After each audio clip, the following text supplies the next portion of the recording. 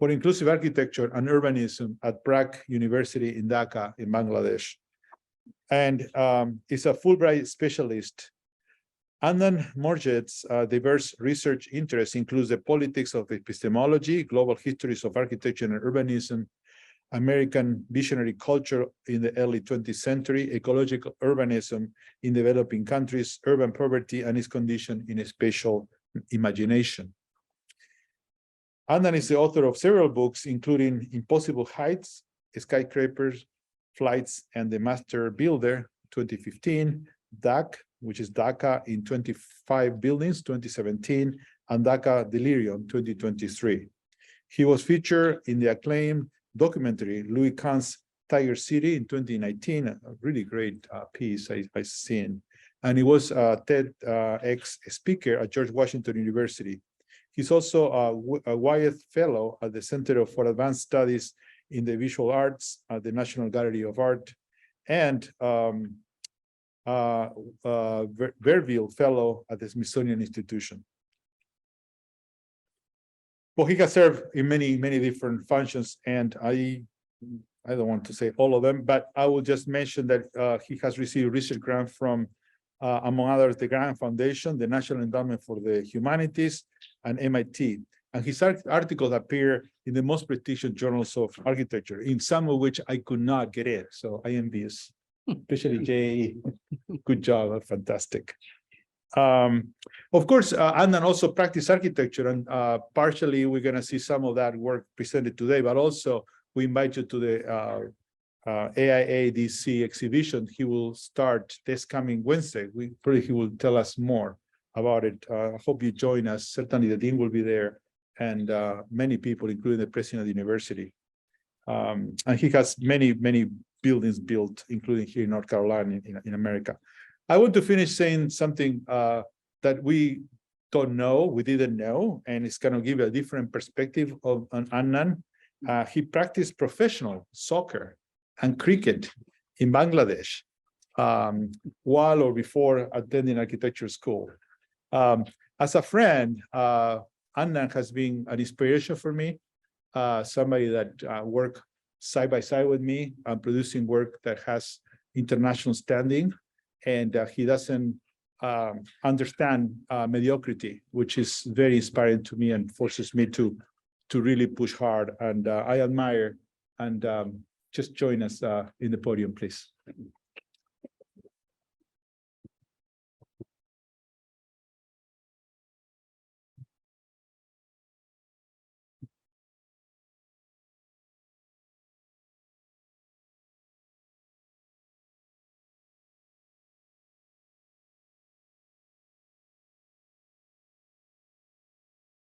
Good to go.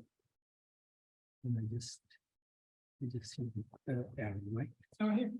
Okay. Oh, this one. Okay. Good afternoon. Thank you, Julio, for that generous introduction. One of the perks of presenting in front of your own people and your own crowd or your own colleagues and students is that you can take some liberty to do what you want to do. So today I'm not going to really present something. Rather, I would like to present some of my ruminations, some of my thinkings about architecture, some of my thoughts, which I would not present in a formal conference or any other place. So today what I'm going to do is share with you some of my ideas, some of my thoughts as they evolve over time. So today I'm going to take the liberty of sharing some of my thoughts about architecture in the context of some of my recent work. So my presentation today is part biographical, part rumination, part craziness, part thinking, part many things. So bear with me.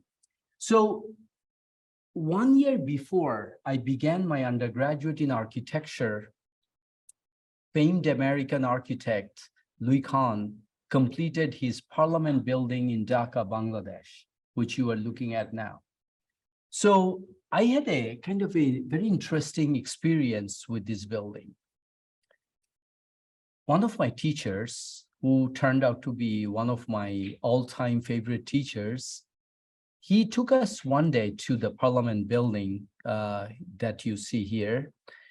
Before we entered, the security for this building is incredible. You know, people will have to go through a very tedious process of security. So before we entered, before we were waiting to enter the building, my professors told us something that stayed with me for good. He told us that there are some buildings in the world, there are some buildings that you will experience in your life that require you, that warrant you to purify yourself, cleanse yourself before you enter those buildings. I didn't know. I mean, I was 18 years old, and I didn't know what he meant.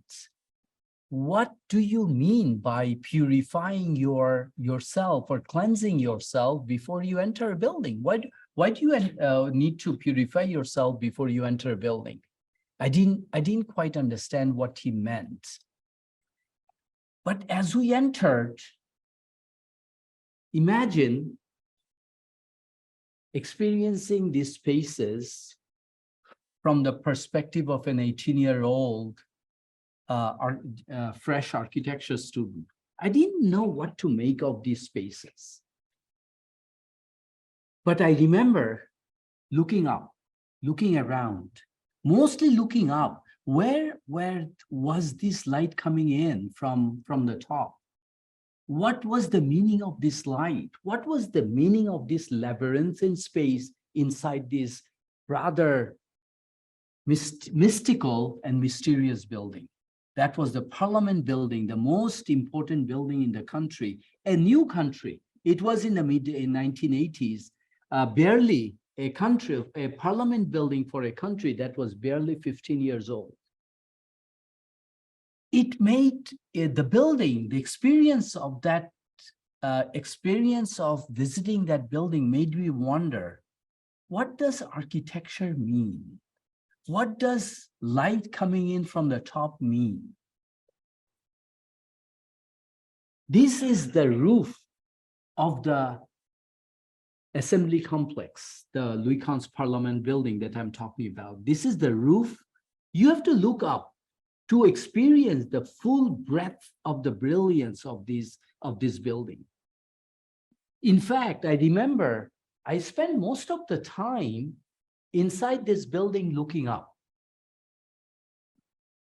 I did not understand the meaning of this looking up, looking at the ceiling of the parliament building until I visited this building in the mid-1990s, the Pantheon, the Oculus, light coming in from the top. I was just a fresh graduate student at MIT, and I got a grant and to visit Rome. I was visiting the Pantheon for the first time in my life. I was just spent the entire time inside the Pantheon looking up, light coming in. I thought, I actually didn't know what to make of it. I was looking up. I thought it was God coming inside the Pantheon, or some kind of spirit. I still did not have a full understanding of the metaphysical meaning of light entering a building from the top. Years later, as I began traveling around the world as an architectural historian, as an architect, as I began traveling around the world, this is on the left, this is Chartres, not far from Paris. When I went inside the Chartres Cathedral for the first time, I still remember, I spent the whole time looking up at the mystical roofscape of the shores. What did it mean? And then when I went to Cairo about 5-6 years ago, this was the Sultan Hassan Mosque on here, a medieval mosque, Sultan Hassan Mosque. I remember I was looking at the roofscape. I spent a lot of time looking above. But think about it. The building on top, right? That's our building right here in our city. IMPA's National Gallery of Art, East Wing. If you enter the building, you spend, the first thing you would do probably look up. Look at the kind of the roofscape, light coming in. I don't know what to make of that. That you enter a building, you look up, you try to understand the mystical nature of light coming in. What does it mean? What does that mean? So I'm gonna start my presentation with that broad question to you. What does it mean to look up inside a building? Last year, I wanted to visit this building since I was an undergraduate. This is Ranchat in eastern France. Last year, after probably 30 years after I wanting to visit this building, I was finally able to embark on a pilgrimage journey to this building. Ranchat by Le Corbusier. And you are looking at this building. I remember I spent a lot of time looking at the light, mystical light coming in from the top. What did it mean? What does it mean? I swear on God, this is not a stage photo. This is not a stage photo. I was just sitting there for hours, and my wife was with me, and she was bored and she was annoyed. Finally, out of boredom and annoyance, she took this picture and showed it to me. What was going on? What were you doing, really? I spent almost more than an hour just looking up, trying to make sense of these mystifying building, trying to make a sense of the light that was coming in from different angles. This became a habit of mine in the last few years. And I bet many of you, when you go inside a Gothic cathedral or a church or a mosque or a synagogue or a temple, I bet many of you spend time looking up. You try to figure out what it means. Just a couple of weeks ago, I went to the University of Liverpool to give their inaugural talk at the fall lecture series. Everybody told me that one thing you must go to. You must go and explore Edwin Lutyens' crypt underneath his unbuilt cathedral, which was supposed to be the second largest Catholic church after St. Peter's. But during Edwin Lutyens proposed this grand, large cathedral in the 1930s, and the World War II began, and the building was abandoned. He couldn't complete it, and another architect designed a building in the 1960s, the Metropolitan Cathedral of the city of Liverpool. But Edwin Lutyens' crypt, monumental crypt, was built in the 1930s. And when I went there, and as you can see me here, again, this is not a staged photo. I was just doing it instinctually. And my wife was there, and she took the picture. What does it mean? Truly, Lutyens' crypt was mesmerizing. If you are in Liverpool, you must see it. It was the brickwork, the scale, the arches, everything was simply mesmerizing. I looked up and spellbound, and I tried to figure out, I tried to understand the meaning of looking up inside a building. It made me wonder. It's made me wonder, what does it mean? This is not me. This is just the idea of looking up inside a building. What does that mean? I think looking up means you are thinking about existence beyond yourself. You are trying to find God in yourself. You are trying to find your spirituality both outside and inside. I don't know what you are thinking about when you are looking up. You are trying to find you are trying to find God. You are trying to find your creator by looking up, by looking inside. Maybe you are also ruminating over the Beethoven of your anxieties. Maybe you are thinking about the Mozart of your inner beauties. Maybe you are trying to listen to your Vivaldi inside you when you are looking up.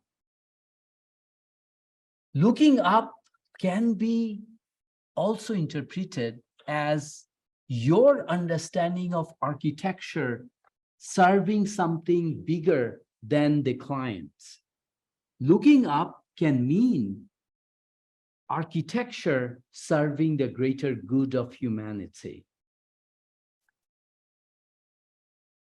It is in that context I want you to bring to a very practical project in my native Bangladesh. I want to talk about some buildings that my team and I designed in Bangladesh. So this was a practical project. This was a building. These were supposed to be 8 prototype buildings for an organization called BRAC, and I will explain in a minute. What BRAC, 8 prototype office buildings for BRAC across rural Bangladesh. It was a beautiful project, beautiful challenge, but daunting challenge. Why is that? Because BRAC serves the poor. In order to create a building, you must understand the anxieties of poverty, the conditions of poverty, the structures of society and institutions that create poverty in the first place. But before that, let me explain what BRAC is.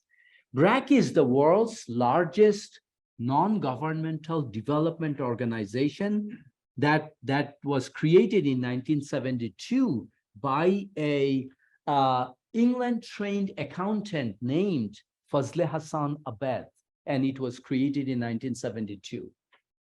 So here, BRAC seeks to create a world free from all forms of exploitation and discrimination, where everyone has the opportunity to realize their potential.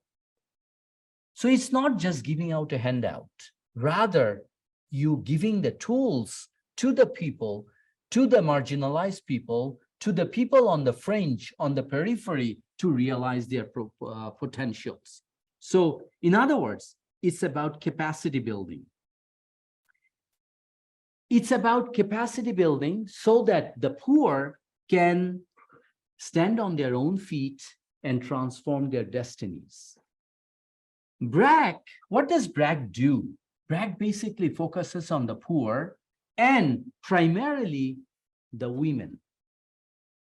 BRAC understands that if you do not change the destinies of the women of the country, the 50% of the workforce, you are essentially, any development project is doomed to fail. So you must focus on the traditionally underutilized, untapped potentials of a country. the women the 50% of a country's labor force. So these the women that you are looking at are poor women in rural Bangladesh. BRAC, by the way, BRAC has footprints in 11 countries in the world. It is not just in Bangladesh. It works with the poor across the world in many different countries in Asia, in Africa, in Latin America, and BRAC even has a headquarter in New York. It's a BRAC USA. So the founder, Fazle Hassan Abed, let's read it together. He says, which you can read here, poverty is not just poverty of money or income, but also poverty of self-esteem, hope, opportunity, and freedom. People often don't realize their own activities, that their own activities can change their lives. Once they understand that, it's like a light gets turned on. So when we received the commission in 2017, we tried to understand our task. We had a client, BRAC, but the client for us were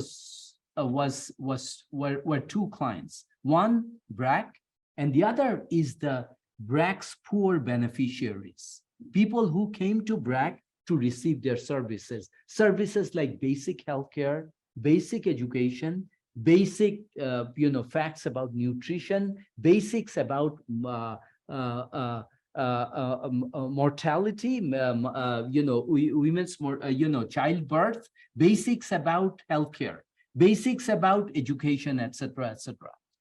So we thought that it was important to understand for us to get a good understanding of the institutions of society, institutions that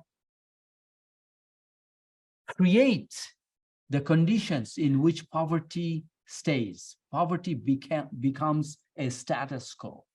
We needed to understand what institutions, what infrastrucures of society maintains poverty as a reality. We needed to understand what makes poverty in the first place, all in the context of rural Bangladesh. But now, I also wanted you to understand the question mark here. In architecture or in any discipline, there is a service provider and service receiver. Oftentimes, there is a distrust that, think about it, you may be an economist, you are providing a product to a government, to an organization, you may be an architect providing a service to your clients.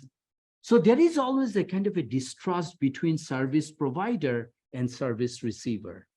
Is the service receiver wonders whether the good he or she is receiving is actually serving his greater interest. So there is this question. So we wanted to find a way of creating a special dimension of trust building between service provider and service receiver. I'll come back to it. So who does BRAC serve? BRAC serves poor people, primarily women in rural areas. You are looking at them.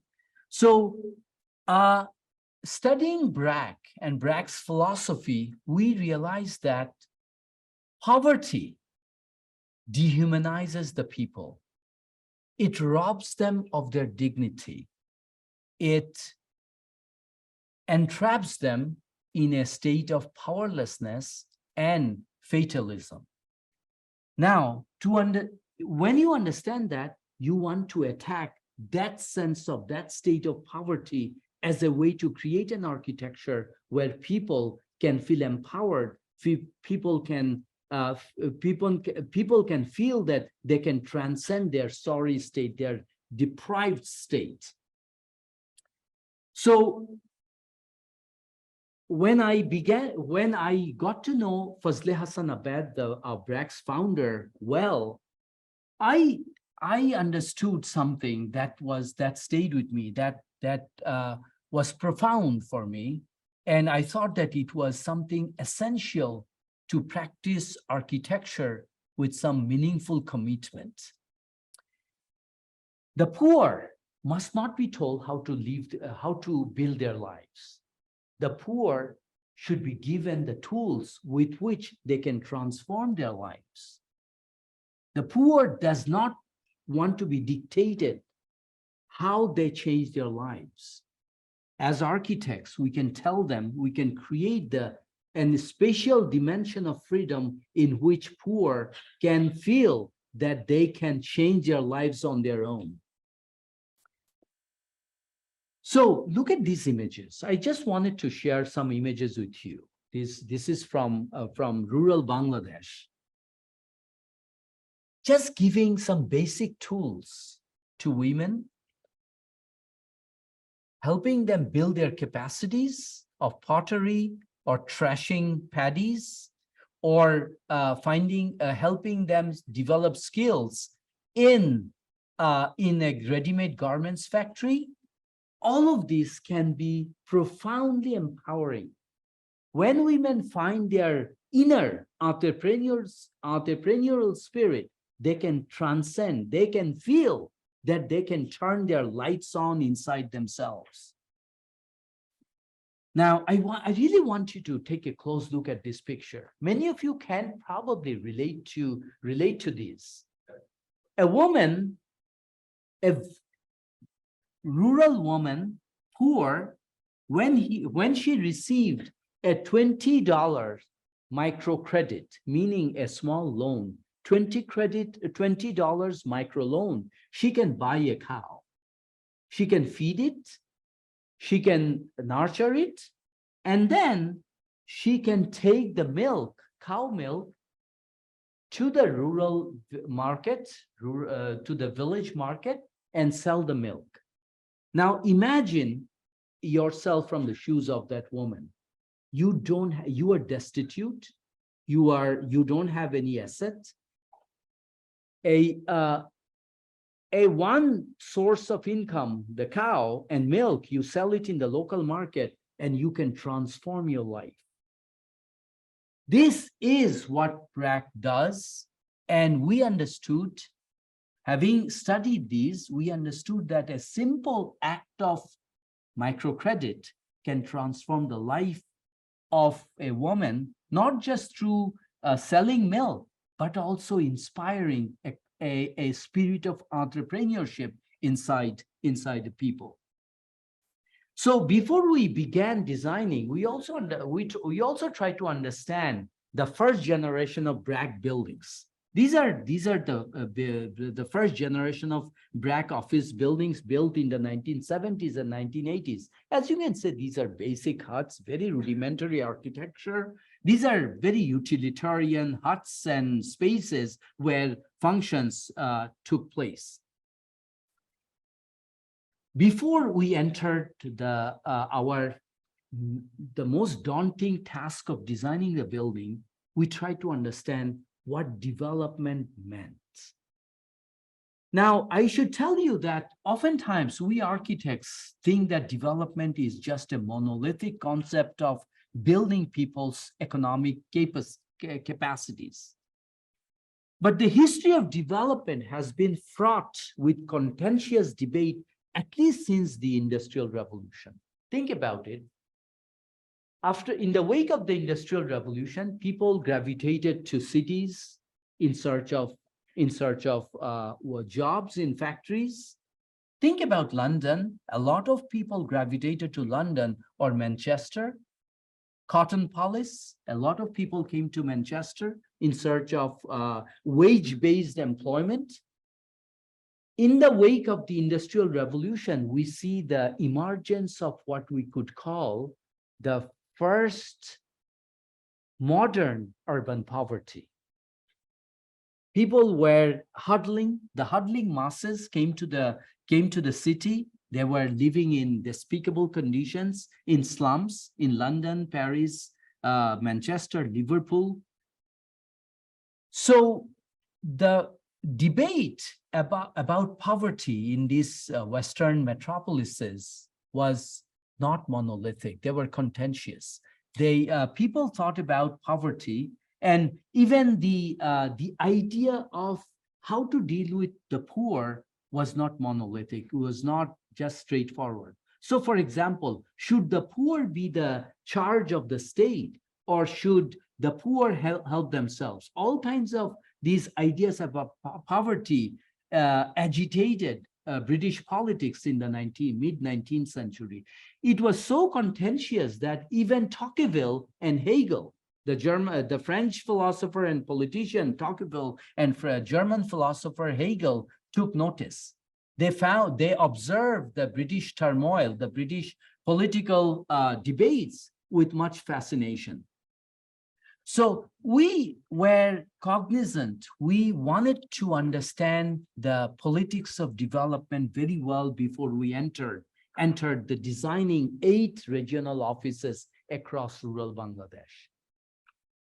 We wanted to, before we entered the building, before we started designing these 8 offices across rural Bangladesh, number one, our main decision was that these offices could not be another corporate edifices with aesthetic gymnastics, with cool aesthetics. We understood that we needed to shoulder much bigger burden of finding some kind of social aspiration in these buildings. We knew that we needed to create an architectural language that would give the poor, the service receivers at these offices, we needed to create an architectural language that would embolden, that would increase the self-esteem of the poor, while also welcoming them inside the building, that they are welcome, and without encountering the prejudices that the poor typically experience in any building. So, but most importantly, before we started designing, this was our key contention. This was our key question. How do we create buildings that offer its primary clients, poor rural communities, an experience of hope, an experience of freedom, an experience of aspiration? Before we did that, we wanted to, before we entered our design, we also wanted to understand what is development. One of our key sources was the great Brazilian educator, Paulo Freire, who was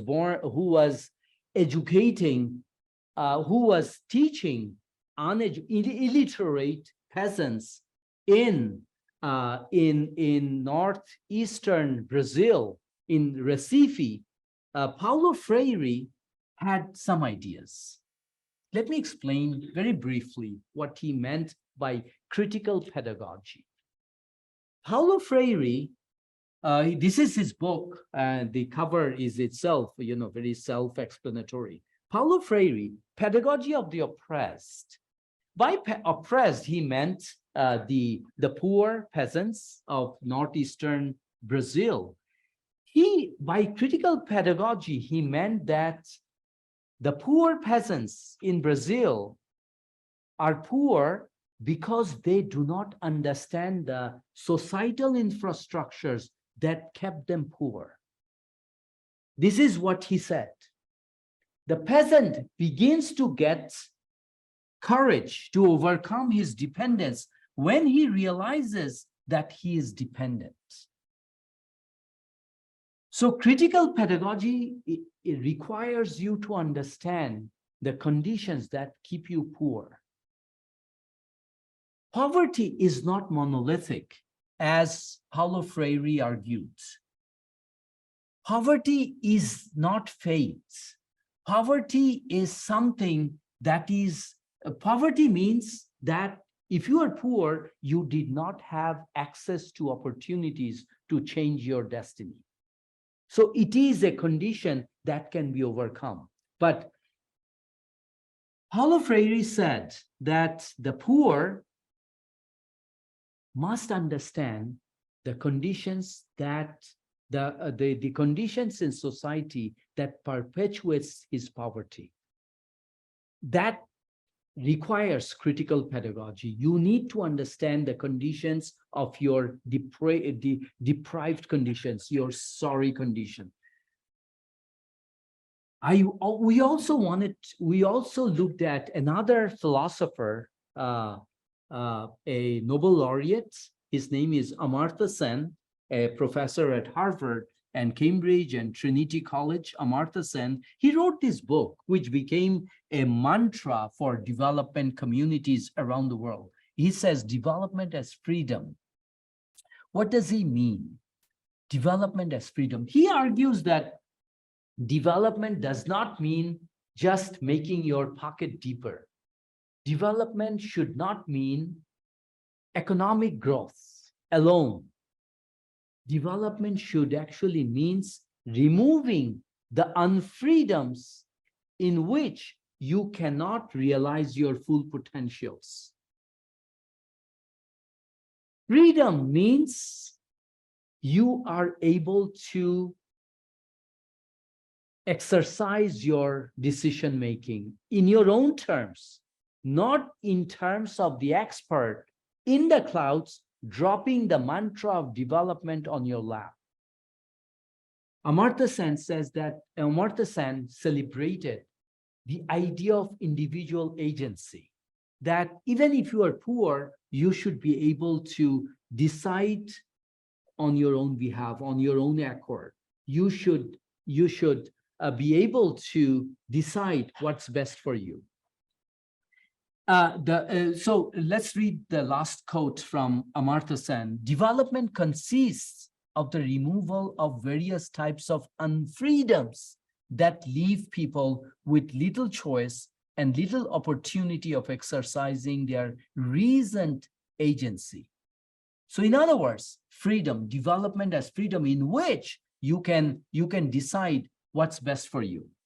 I also wanted to, before we designed, we also looked at these of John F.C. Turner's ideas. He was a British architect who worked in Peru between 1957 and 1965 with peasants, with people, with the poor, to develop an idea of housing. In fact, he said that housing is successful when the dwellers can decide when dwellers can co-design the housing. If the housing is just dropped on the lap of the poor people, it may not resonate with their aspirations. Housing works when all stakeholders can co-design, co-share, co-intend the design. So let's read it together. This is John F.C. Turner. Freedom to Build, his book, co-written with Robert Fichter. This is what he wrote: when dwellers control the major decisions and are free to make their own contribution in the design and construction or management of their design of their housing, both this process and the environment produced stimulate individual and social well-being. When people have no control over nor responsibility for key decisions in the housing process, on the other hand, dwelling environments may instead become a barrier to personal fulfillment and a burden on the economy. So in essentially, what you decide, a housing works when the dwellers can have a stake in the decision-making and in the larger context. So I want you to bring all these philosophies to one word, one concept: trust building. Can you bring the service provider and service receiver on the same plane? Some kind of sweet spot where the service receiver can start trusting the service provider. Oftentimes, we see that in one of the contentious debates in development among the development communities is that people on the receiving end oftentimes don't receive the service provider. They think that it's part of a larger scheme and so on. So we wanted to understand what trust building means in architecture. What is the spatial dimension of trust building in architecture? So now I want you to bring to our design process. So I served as the principal architect in these 8 design processes. These are our people. We created a large scheme of delegating responsibilities to different people. This is our, I'm gonna go a little fast here. This is our ruminations. This is our brainstorming. What does it mean to create a building that ensures freedom of the clients, etc., etc. This was our team that I was able to corral this large team of people to share one idea. How do you create a building? How do you create a typology of office buildings that work for the primary client, which is the poor community in rural Bangladesh? We talked to the women. We talked to the primary clients of our buildings. We talked to them. We tried to hear their voices. We tried to understand what their aspirations were. How did they see their services? How did they see a building, a space where they can feel uninhibited? One of the worst things that architecture can do is maintain the status quo of inhibition. That, think about it, a poor person will feel afraid or will be afraid to enter a building that does a lot of aesthetic gymnastics. How do you create a space where the poor, the clients all feel uninhibited to enter and receive services and trust the service providers? We also needed to understand the context of our buildings, the rural Bangladesh, which I call the new rural. The rural, like any other countries, the new rural, which I called it a new rural. The new rural is powered by agricultural modernization, improved infrastructures, better communications. If you go to a village in Bangladesh or in Africa, you'll see that people have access to internet services and so on. So it changed the social fabric of society in rural areas in many parts of the world. So we wanted to understand what modernization meant for these people. We also wanted to understand the entrepreneurial culture that transformed the lives of rural areas. Look at these faces. These are not faces of poverty. They may be poor, but they wanted to transcend poverty. They wanted to overcome their deprived conditions. Look at this image. This is a family. They're happy to send their children to schools. Their face exudes a spirit of entrepreneurship, a spirit of resilience. That's what we wanted to capture in our buildings. So we also, the BRAC offices that we wanted to design all had a complex program. One of the complexities was that we needed to understand the program very well. These are some of the programs: microfinance, health, nutrition, tuberculosis, artificial insemination, to malaria control, to urban development program, migration program. So one of our challenges was how to accommodate all these functions in a 15,000 square feet total building.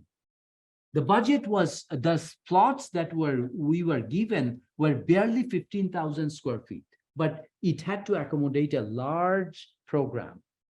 And the budget was small, $500,000.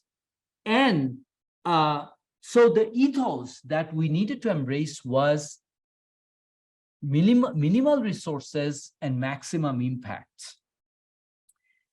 But we also needed to understand the context in which our buildings would be placed.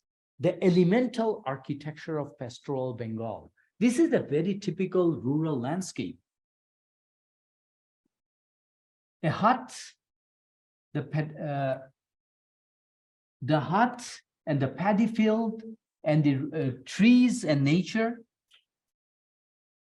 We wanted to understand what was the, this is almost like Abbé Laugier's primitive hut, which we talk about in our History 3 course. What does it mean? What does the horizontal sweep of the pastoral Bengal means? What does a tree that punctuates the landscape mean? We wanted to capture this spirit, but we wanted to transcend this pastoral landscape. So one of our challenges was how not to essentialize the rural landscape as a given, as a timeless landscape. We wanted to be simultaneously universal and dynamic. We wanted to capture what transforms this archetypal agrarian society into a modern transformational and transitional society. This was my first sketch in 2017 when we wanted to begin designing. We wanted to see that this is a small hut, the horizontal sweep of the landscape, and a pastoral Bengal and the tree. These were some of my earliest sketches. The hut, the tree, the horizontal sweep of the delta, the pastoral land. Some of the earliest sketches. We also wanted to see how in rural Bengal, courtier plays the role, serves as an organizing design principle. These are some of my earliest sketches. We wanted to understand the nature of the landscape. All my sketches, we wanted to understand how to make these pastoral landscape simultaneously vernacular, traditional, modern, climate responsive, resilient, all at the same time. We did not want this way or the other. We wanted a holistic approach capturing all the essences of rural Bengal. These are some of the earliest sketches. Again, we wanted to embody the spirit of the courtier in the building in sections. This is when I sketched this, I finally thought that, okay, in our view, we captured it. That sketch resulted in this. Under construction, we also wanted local labor, locally sourced bricks, local construction techniques. Most of these buildings are in very remote rural areas. We did not have access to them frequently. We could not go to these sites frequently. So we were pretty much relying on internet and then phones and so on. But we were happy in the end, the kind of quality of brickwork that was achieved. I just wanted to show you our working drawings. As you can see that this is a very highly compact building. But in that highly compact building, we were able to capture an ethos of openness, freedom, and kind of free, flow of air, natural ventilation, and so on. And I'll show you some pictures. This is another working drawing.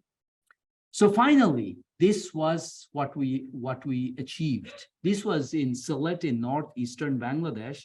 As you can see that the plot is very tight, but we needed to accommodate 14 or more programs. We didn't have the luxury of playing aesthetics. We needed to be compact, yet we needed to create an environment of openness inside, and I'll show you in a minute. This is another aerial drone shot of a building. another building. As you can see, it's very rural. It's in the midst of, you can say that it's in the middle of nowhere. But we also wanted to create a kind of an environment where people will gravitate to and feel confident that they can access their services. Can I show? So I will show you a quick 6-minute video. So I hope that you can your patience is appreciated. 6 minutes. So that explains our project. It's on YouTube, and I have a couple of more slides after that, and we conclude after that.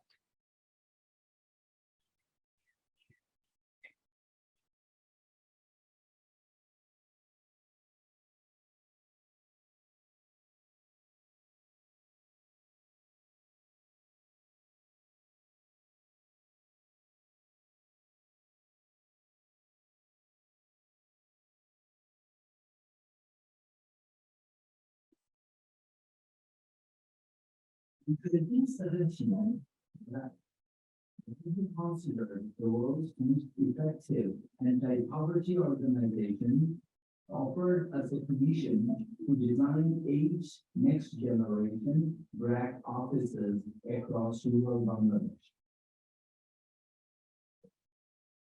The first generation was built during the decades of the 1970s and 1980s by its visionary leader, President Adnan. The task of designing new BRAC offices with a complex, multifaceted functional program seemed daunting.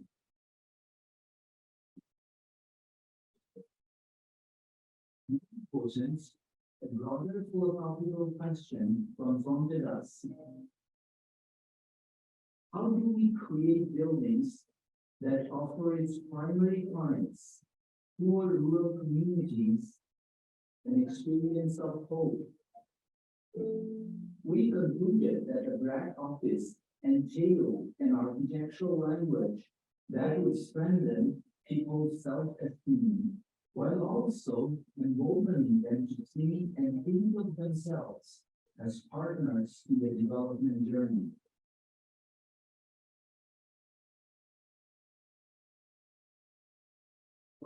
Some event reflected on how poverty dehumanizes the poor, robs them of their dignity, and traps them in the mindset of powerlessness and fatalism. As we came to know Hassan Abed closely from 2017 onward, I understood a few foundational aspects of his worldview. The poor must not be told how to develop their lives. Meaningful development empowers people with a sense of freedom that helps them to build their lives as best as they can based on their own needs and on their own effort. This understanding of freedom was central to the Hassan Abed's world. Philosophical quandary for us was how to spatialize the idea of freedom. The BRAC office design was a unique opportunity to conceive a sustainable office building technology suitable for Bangladesh's rapidly changing rural environments.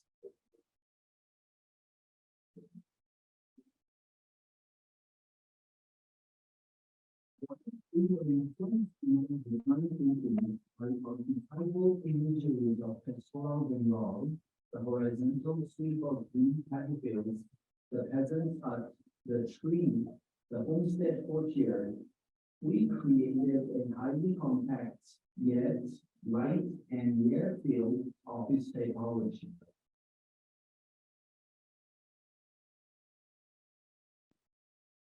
A design challenge was how to harness minimal local resources to maximize positive impact on the users of our architectural intervention. Another difficulty was how not to impose on BRAC office buildings an image of rurality or poverty. Instead, we wanted to free ourselves from all kinds of fabricated assumptions about villages as stagnant or ahistorical places.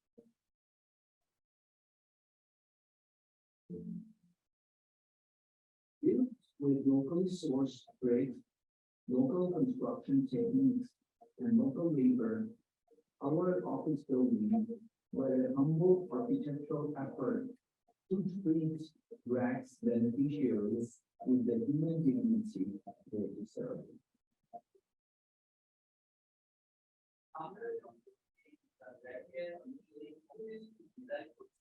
আমাদের এই লক্ষ্য ছিল একটা পরিবেশ তৈরি করা।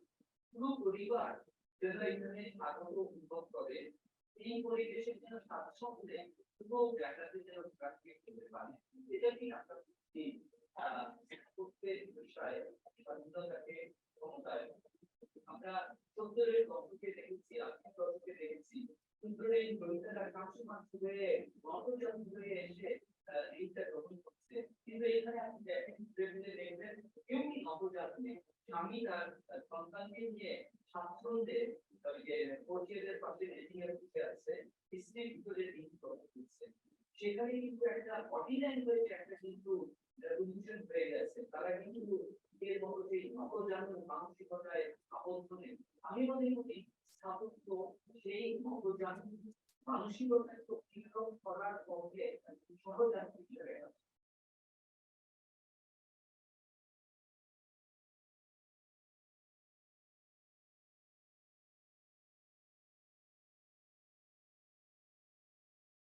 The design of Drac regional offices was the right occasion for us to examine the spatial dimensions of such complex ideas as freedom and justice.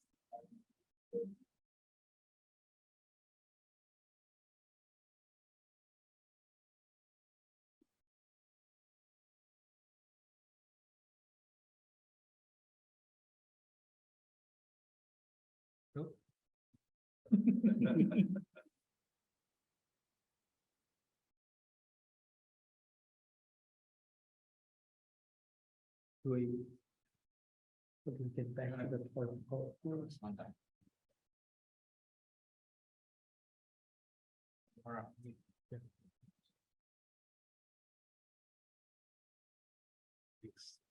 Yeah. Okay. So, when we say architecture is freedom, what does that really mean? First of all, we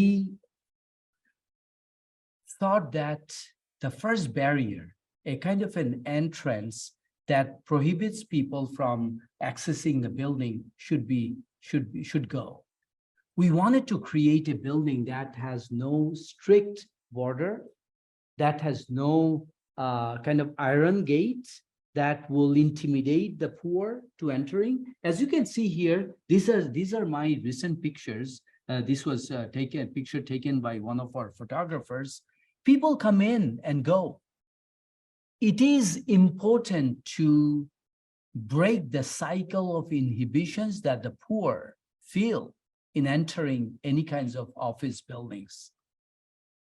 This is some pictures that I wanted to share. People come and use the space as they need.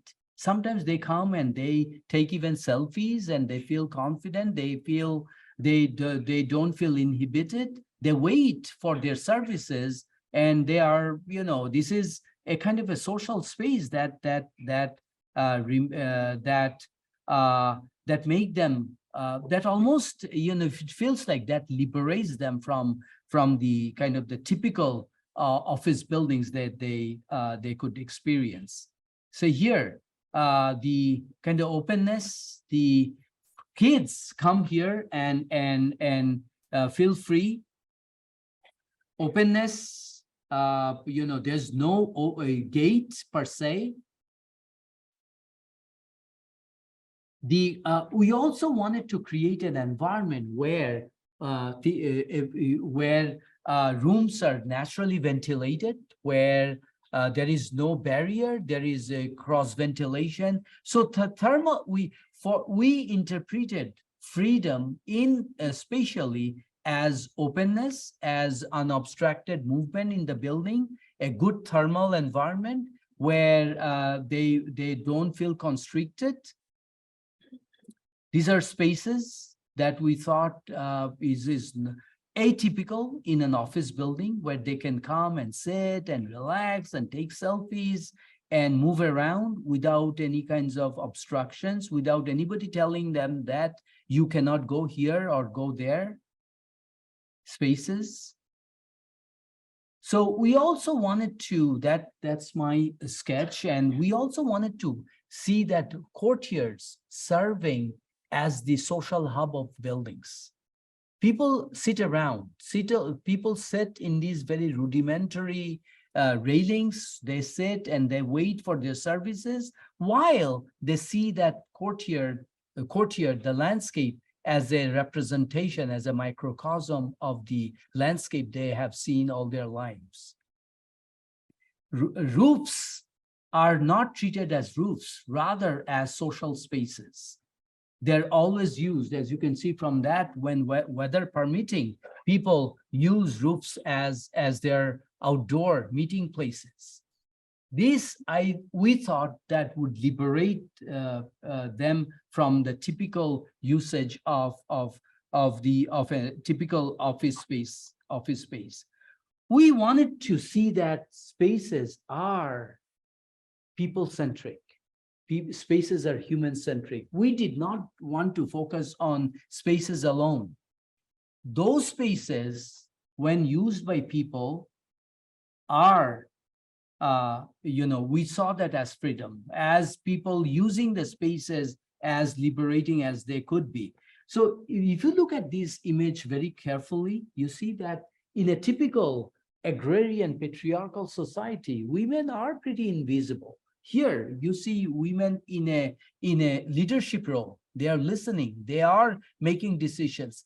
This is where we see architecture serving a greater interest, or breaking barriers, breaking gender barriers, etc., etc.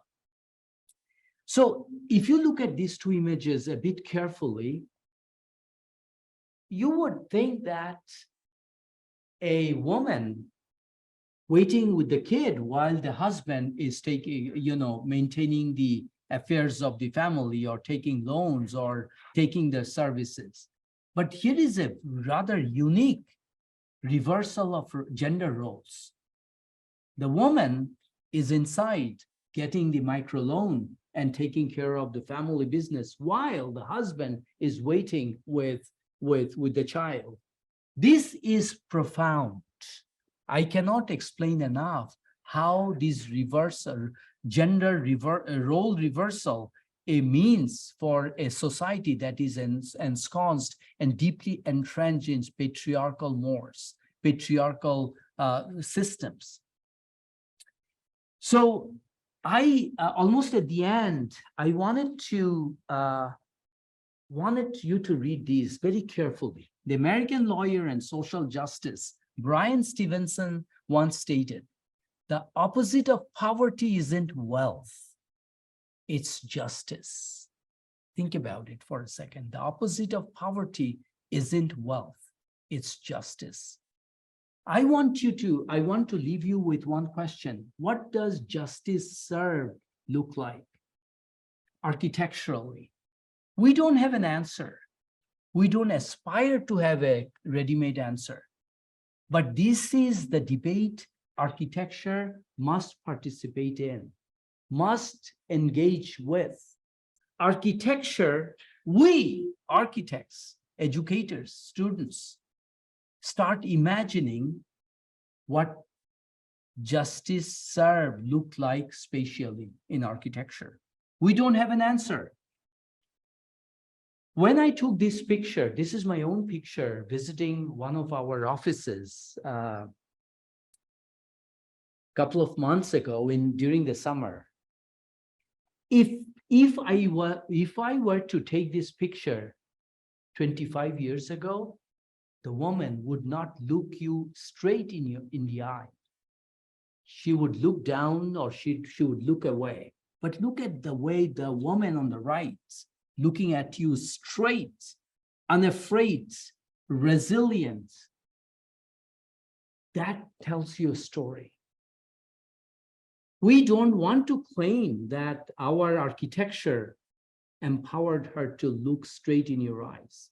But we want to say that architecture must do something to empower the people in the lowest rung of society to stand up, to be resilient, and to be entrepreneurial and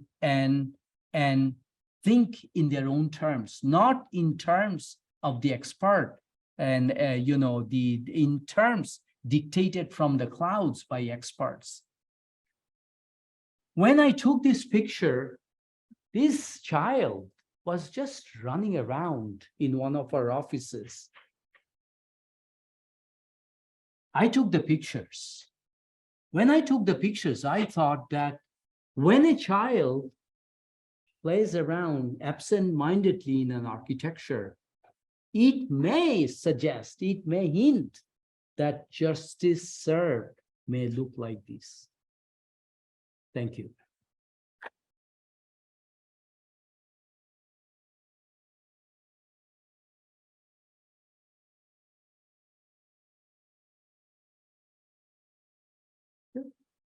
Yeah, if you have questions, I would love to hear them. And I'll walk this towards you.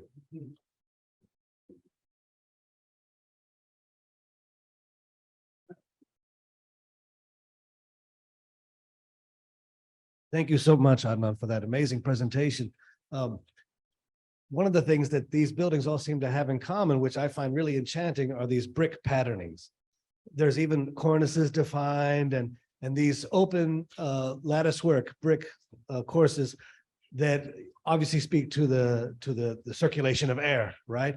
But they also, I wonder, if you could say some more about that, because they seem to add a texture that brings a human touch to what could otherwise feel like some pretty blank masses. They enrich the spaces. Can you speak more about these? Yes, sure. Great question, Nathaniel.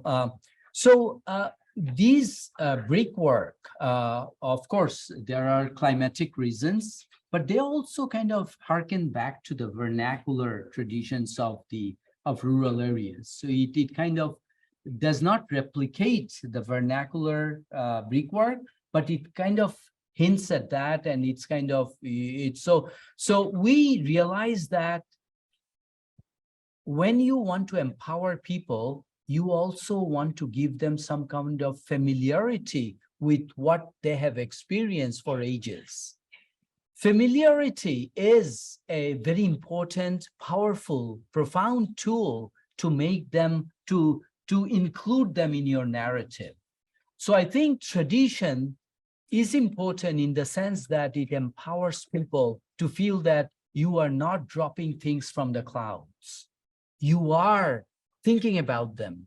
So in a way, I think architecture must, of course, our creativity, our thoughts and all that's important, but it's also important to approach architecture from bottom up, which is vernacularity. You have to capture some kind of vernacularity, some kind of traditional, a semblance of tradition that give people comfort. Familiarity gives people comfort. We need to understand. So in other words, when we were designing this, we were really trying to hear the voices of the local people. And for us, this brickwork, the lattice work, as you say, is part of hearing local voices. Hi, I'm wondering if you found that there were things that were common among all societies that BRAC would design for, and if there were things that were very specific to this country or locality or. There are, I mean, Craig, that's very important question. commonalities and distinctive qualities. I think, when you design for a kind of a traditional rural society, you can find many things that are kind of archetypal. If you go to Africa, if you go to South America, if you go to rural areas in the US, you can find threads that cuts across cultures. People respond to some archetypal impulses and imaginations, if you will. So when we were designing, we didn't want to completely get away from what we were learning, what we were hearing from the local voices. And we realized that local voices can have some archetypal resonance. So one thing that we did not want to do as we were designing these buildings is that we wanted to leash our, kind of leash our innovative impulses. We wanted to do something that will be comfortable, that would be acceptable, where we did not want to gentrify. We did not want to create a high-end aesthetic product that we think from our perspective that, oh, this is cool, but it may not be cool from the perspective of the receivers, our clients. So we wanted to find that sweet spot where innovations, as you know, the lattice work in bricks, and then the spacing, the organization, all that, we wanted to find a sweet spot where we can actually build trust between the service provider and service receiver. So yes, I think as architects, we can find the archetypal voices while not sacrificing innovation. So I think that's the beauty of good architectural practice. Yeah, getting there. I'm loud enough. This is for people on the.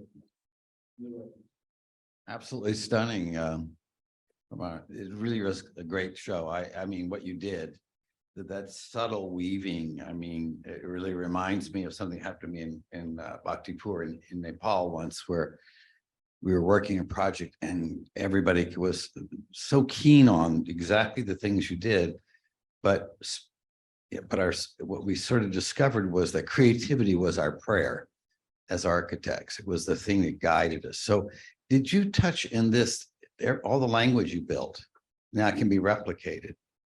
What about a spiritual level? Was there anything there, or was this strictly justice, which is perfectly a big step in poverty? Depends how you define spirituality. Oh, you don't want me to start. So for me, this is one of the reasons why I showed these looking up images, in Ronsha, in Latin script. If you have not seen Latin script, if you are in Liverpool, I highly recommend it. It's absolutely stunning. I was mesmerized. So I think spirituality is also social justice. Spirituality is also serving your people well. Spirituality is finding your God in yourself by serving the people, the creations of God. So I think spirituality depends on how, first of all, how you define spirituality. But in my view, spirituality is not just looking up. But when you look up in a building, you are also looking inside. I find myself when in a Gothic cathedral, or in a church, or in a mosque, or in a synagogue, or in a great modern tall building, when I'm looking up, I'm also looking inside. I'm looking also at myself. I think I am finding, my inner self, my inner strength, my inner spirituality.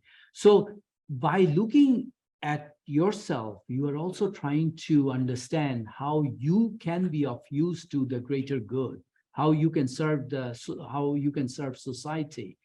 So I think spirituality when you are in your most profound spiritual condition, I think you can serve the humanity in the best way possible.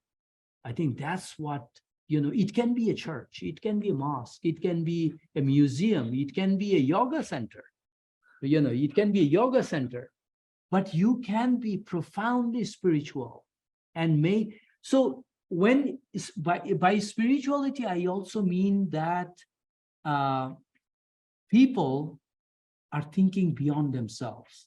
People are thinking about the significance of oneself in the bigger scheme of things, significance and insignificance simultaneously in the bigger scheme of things. So I think about it for 1 second. This is for everybody. When you are in your profound spiritual moment, you are your humblest self. When you are humble, you can think beyond yourself. You can surpass, you can transcend your ego. And you can make your work, your trade, your architecture, your design at the service of humanity. I think that's in our world today, with everything is going on, I think we must be spiritual. And that spirituality will help us transcend our own barriers. And in that sense, when we were designing these, we are constantly talking about how do we serve our clients, the poor communities, and that required a profound spiritual dimension of speciality. I think we should finish right there. It's a perfect position to finish. Thank you so much. Yeah, thank you. Thank you. Thank you.